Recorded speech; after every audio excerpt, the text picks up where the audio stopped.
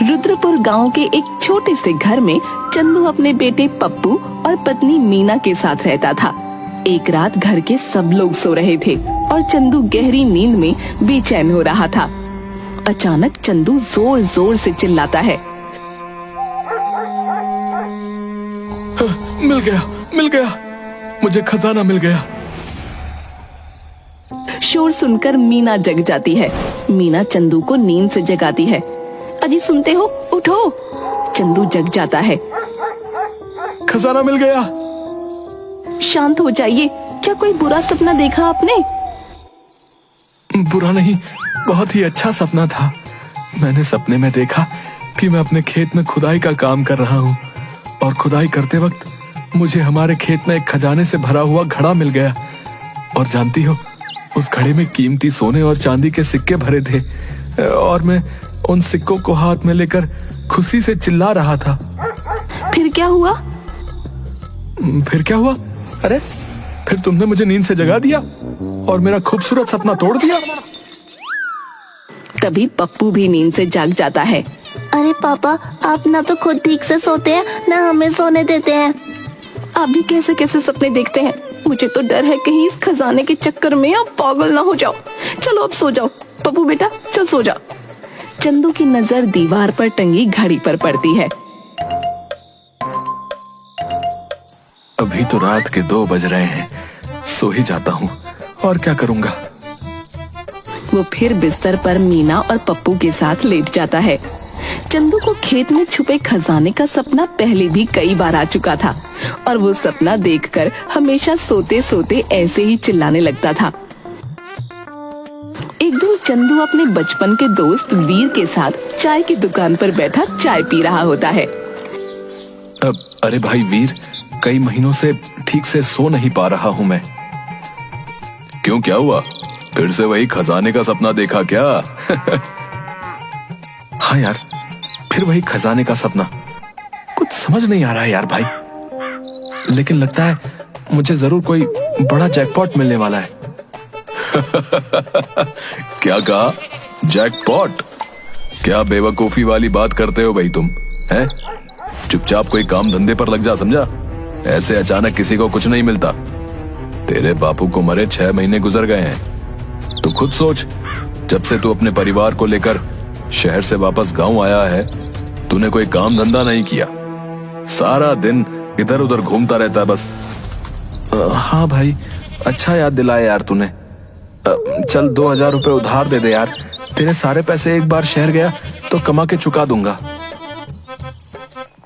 हाँ ठीक है, यही बोल बोल के तू पिछले 6 महीने से मुझसे उधार लिए जा रहा है। खैर चल ले ले, तू मेरे बचपन का जिगरी यार है, तो तेरे लिए कुछ भी कर सकता हूँ। अरे यार भाई, तू तो जानता ही है कि मुझे ये खेती का काम करना कभी पसंद नहीं था यार।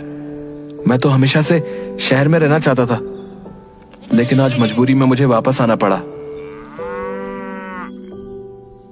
चंदू शहर में नौकरी करता था और उसका परिवार वहीं उसके साथ रहता था। चंदू के पिता गांव में रहते थे। पिता ने उसको बहुत समझाया, लेकिन उसे तो सिर्फ शहर की चमक दमक दिखती थी। उधर घर पर मीना बर्तन साफ कर रही होती है। चंदू थैले में सब्जियां लेकर घर आता है। ये लो, तुमने जो कुछ बोला था सब ले आया हूँ। पैसे कहाँ से मिल गए तुम्हें? तुम्हारे पास तो पैसे नहीं थे। अरे बाजार में वीर मिल गया था, उसी से उधार लिए। शहर से कमा के सब कर्जा एक ही बार में चुका दूंगा। तुम फिक्र क्यों करती हो? कितनी बार बोला है, अपनी ढेर सारी खेती है, उसी में कुछ काम करो। शहर जाके दूसरे की गुलामी करने से अच्छा है अपना अपना काम कर लो। लेकिन तुम हो कि सुनते ही नहीं, बस हर समय शहर जाने की धुन और दूसरा खेत में छुपा खजाना। तुम्हारे दिमाग में तो बस यही 2 चीजें चलती हैं। मुझे तो लगता है एक दिन इसी चक्कर में तुम पागल हो जाओगे। तभी चंदू का चचेरा भाई सुरेश अपनी मोटर बाइक लेकर चंदू के घर आता है और उसे आवाज देता है, चंदू, ए चंदू। अरे सुरेश भैया, आप तो बड़े बदले बदले लग रहे हैं। कोई लॉटरी लग गई है क्या? अरे नहीं नहीं, मुझे बाबा भैरवनाथ की कृपा से नौकरी मिल गई है। बाबा भैरवनाथ? हाँ, बाबा भैरवनाथ। अरे बड़े ही पहुंचे हुए ज्ञानी बाबा हैं। तुम्हारी अंतरात्मा के भीतर की सारी बातें जान लेते हैं। क्या तुम सच कह रहे हो? अरे बिल्कुल सच कह रहा हूं। भला मैं तुमसे झूठ क्यों बोलूंगा? क्या तुम हमें बाबा भैरवनाथ से मिलवा सकते हो? अरे क्यों नहीं, जरूर मिलवा दूंगा। हाँ सुरेश भैया, अगर आपके बाबा भैरवनाथ इतने ही ज्ञानी हैं तो इन्हें जरूर मिलवा दीजिए, वरना या तो ये मुझे पागल कर देंगे या खुद पागल हो जाएंगे। अब क्या बात है मीना भाभी, आप भला ऐसे क्यों बोल रही हैं? अपने भाई से ही पूछ लीजिए। दिन रात सिर्फ 2 चीजों की धुन है, एक तो शहर जाना है और दूसरा खेत में छुपे खजाने के बारे में पता करना है। न दिन में चैन लेने देते हैं, न रात को चैन से सोने देते हैं। हम तो बड़े दुखी हो गए भाई आपके भाई से। सुरेश, तुम अपनी भाभी की बातें मत सुनो, हाँ? मेरी बात सुनो। ये बताओ कि तुम जल्द से जल्द मुझे वो बाबा जी से कब मिलवा सकते हो भाई? अरे नेक काम में देरी कैसी, कल ही चलते हैं हम बाबा भैरवनाथ से मिलने। दूसरे दिन चंदू, मीना और सुरेश सभी बाबा भैरवनाथ की कुटी में एक साथ बैठे होते हैं। बाबा प्रणाम। बाबा ये चंदू है, मेरे ताऊजी का बेटा, और ये इनकी पत्नी मीना है। ये दोनों आपसे मिलना चाहते थे। बड़ी उम्मीद लगाकर आपके पास आए हैं बाबा। इन पर अपनी कृपा का हाथ रखिए। ठीक है बच्चा, बताओ क्या जानना चाहते हो? बाबा जी, मैं ना कई महीनों से सो नहीं पाया हूँ। बाबा, मैं कई महीनों से अपने खेतों में कोई खजाना मिलने का सपना देख रहा हूँ। क्या सच में मेरे खेतों में कोई खजाना दबा पड़ा है? हाँ बाबा जी, बताइए और हमें इस उलझन से बाहर निकालिए। हाँ बच्चा, सच में तुम्हारे खेतों में खजाना छिपा पड़ा है, और वो भी इतना कि तुम सपने में भी नहीं सोच सकते। क्या सच में बाबा जी, हमारे खेतों में सच में खजाना छुपा है? हाँ बच्चा, सच में तुम्हारे खेतों में खजाना छिपा पड़ा है। तो बाबा जी, वो छुपा हुआ खजाना हमें कैसे मिलेगा? सब्र रखो बेटा, बताता हूँ। बाबा अपने सामने जल रहे यज्ञ में मंत्र पढ़ते हुए भभूति डालते हैं। सभी की नजर बाबा पर होती है। बेटा, तुम्हें अपने खेत में हल चलाने होंगे, खेतों में बीज बोने होंगे, और जब फसल पक के तैयार हो जाए तो मेरे पास आना। फिर मैं तुम्हें बताऊंगा खजाना मिलने का उपाय। आपने जैसा कहा है बाबा जी, मैं बिल्कुल वैसा ही करूंगा। बस मुझे खेतों में छुपा हुआ वो खजाना मिल जाए बस। वो खजाना तुम्हारे खेतों में है, इसलिए उस पर सिर्फ तुम्हारा हक है, और तुम्हें वो जरूर मिलेगा। बस तुम्हें सब्र रखना होगा बेटा।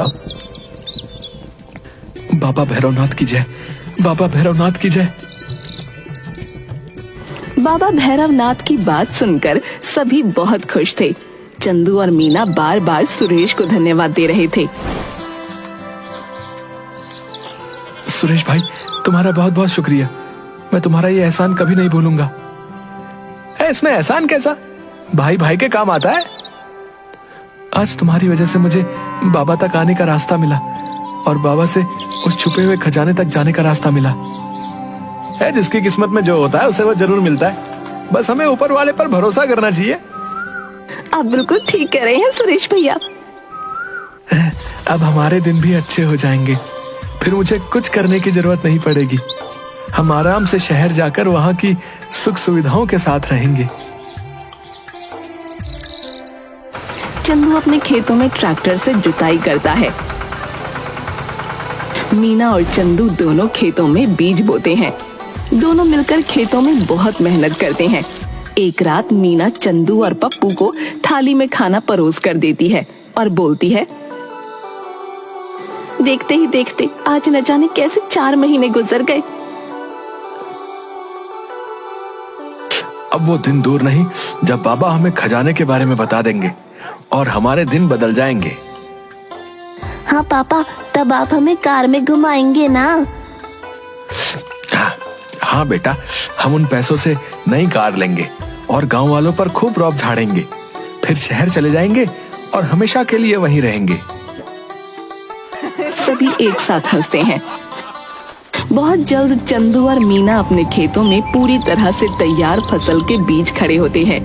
उन दोनों के चेहरों पर मुस्कान होती है। चलो कल बाबा के पास चलते हैं और उनसे खेतों में छुपे खजाने का पता लगाते हैं। क्या सच में तुम्हें अभी भी किसी और खजाने की इच्छा है? मुझे तो हमारे खेत में ये लहलहाती फसल ही असली खजाना लगता है। लगता तो ऐसा ही है, लेकिन खेतों में छुपा सचमुच का खजाना। चंदू बोलते बोलते चुप हो गया और प्यार भरी आंखों से अपने खेतों को देखने लगा।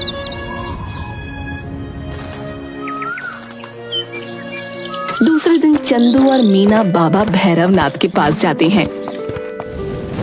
बाबा भैरवनाथ की जय हो, बाबा भैरवनाथ की जय हो। बाबा जी, आपने जैसा कहा था हमने वैसा ही किया। तो बच्चा, तुम्हारे खेतों में फसल पक के तैयार है? हाँ बाबा जी, खेतों में फसल लहलहा रही है। बच्चा, कैसी फसल हुई है तुम्हारे खेतों में? बाबा जी, फसल तो बहुत अच्छी हुई है। खेत तो ऐसे चमक रहे हैं जैसे सोने के सिक्के। क्या बोया था तुमने अपने खेत में? जी बाबा जी, मैंने गेहूं की खेती की थी। तो गेहूं के दाने कैसे हैं? बाबा जी, सोने जैसे पीले, चमकदार और बड़े बड़े। तो तुम्हारा मतलब है कि तुम्हारे खेतों में गेहूं नहीं, बड़े बड़े सोने के दाने हुए हैं। जी बाबा जी, बिल्कुल सोने जैसा चमक रहा है खेत। अच्छा ये बताओ कि मेरे पास से वापस जाने के बाद क्या तुमने फिर कभी छुपे खजाने का सपना देखा? नहीं बाबा जी, मैंने तो वो सपना दोबारा नहीं देखा और मैं उसके बारे में भूल भी गया। बच्चा, ये तो बहुत बड़ी गड़बड़ हो गई। कैसी गड़बड़ बाबा जी? क्या बात है, आप थोड़ा परेशान दिख रहे हैं। तुमने पिछले 4 महीनों से एक बार भी उस छुपे खजाने का सपना नहीं देखा। मुझे लगता है तुम्हारे खेतों में छुपे खजाने की चोरी हो गई है। खजाने की चोरी किसने करी बाबा जी? तुमने अपने खेतों में खजाना होने की बात किस को बताई थी? ये बात तो बाबा जी पूरे गांव को पता है।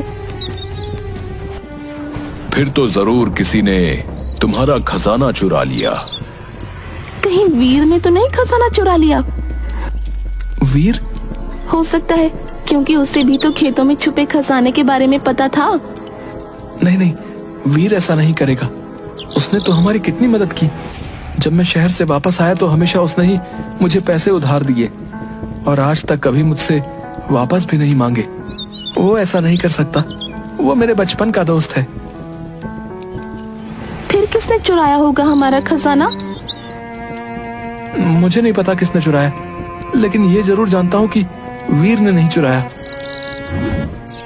पिछले कुछ महीनों से वीर तुमसे मिलने एक बार भी नहीं आया और ना ही उसने तुम्हारा हाल पूछा। मुझे तो पूरा यकीन है कि वीर ने खजाना चुराया है। जिसके पास इतना खजाना होगा वो अपने उधार दिए थोड़े से पैसों के लिए क्यों आएगा? किसी पर चोरी का इल्जाम लगाने से पहले हमें एक बार उसे भी अपनी सफाई देने का मौका जरूर देना चाहिए। सही कहा बाबा जी आपने। हम वीर को यहाँ बुलाते हैं। नहीं, कोई जरूरत नहीं है इसकी। मुझे कोई खजाना नहीं चाहिए। इतने दिनों से जिस खजाने के लिए तुमने हमारा जीना हराम कर रखा है, आज तुम्हें वो खजाना नहीं चाहिए? हाँ, नहीं चाहिए। और मुझे इस बारे में किसी से कुछ नहीं पूछना है और ना ही तुम इस बारे में किसी से कुछ पूछोगी। भला क्यों नहीं पूछूंगी? मैं तो पूछूंगी और जरूर पूछूंगी, वो भी तुम्हारे सामने पूछूंगी। बाबा जी, मैंने पैसों के लिए भाई भाई को लड़ते देखा है। वीर मेरा दोस्त है, फिर भी उसने कभी मुझे पैसों के लिए मना नहीं किया। जब मैं अपने पिताजी को छोड़कर शहर चला गया तो उसने ही एक बेटे की तरह हमेशा मेरे पिता का साथ दिया। और उनके जाने के बाद जब मैं शहर से वापस आया तब मेरे मांगने पर हर बार उसने मुझे पैसे दिए, जबकि वो जानता था कि अगर मैं एक बार शहर गया तो कभी वापस नहीं आऊंगा। शायद फिर भी उसने हमेशा मेरी मदद की। फिर हमारा खजाना कहाँ गया? नहीं चाहिए हमें कोई खजाना। मैं अपने खेतों में काम करूंगा और मेहनत करके तुम्हारे लिए सचमुच का एक खजाना बनाऊंगा। सही कहा बच्चा तुमने। ये फसल ही हमारी मेहनत का फल है। हम इस धरती को अपने खून पसीने से सींचते हैं और बदले में ये धरती हमें फल देती है। बेटा, यही तुम्हारा असली खजाना है।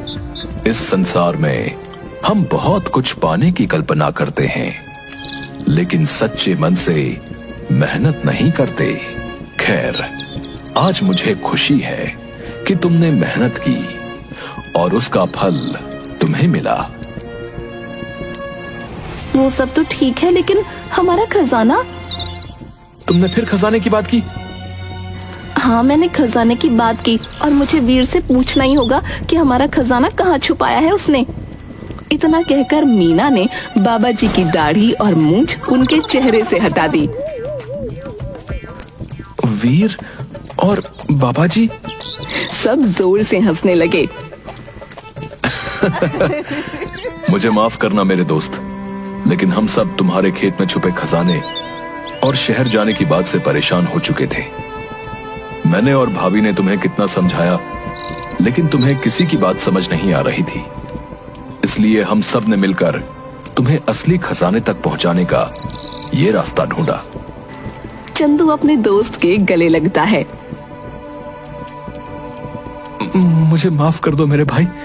असली खजाना क्या होता है ये समझने में मैंने बहुत देर कर दी। हाँ, देर तो तुमने कर दी, क्योंकि तेरे पिताजी हमेशा तुझे इस खजाने से मिलवाना चाहते थे, लेकिन ऐसा नहीं हुआ।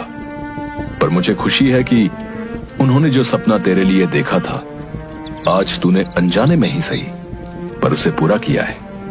वो हमेशा तुझे तेरी मेहनत किए हुए लहलहाते खेत के बीच में खड़ा देखना चाहते थे। आज वो जहां भी होंगे तुझे इस तरह देखकर बहुत खुश हो रहे होंगे। मैं वादा करता हूं, मैं हमेशा गांव में ही रहूंगा और पूरी मेहनत से अपने खेतों से सोने चांदी का खजाना बनाऊंगा। सब मुस्कुराते हैं और उस दिन के बाद चंदू कभी भी शहर जाने की बात नहीं करता और पूरी मेहनत से अपने पिता के खेतों में अनाज उगाता और खेती करता।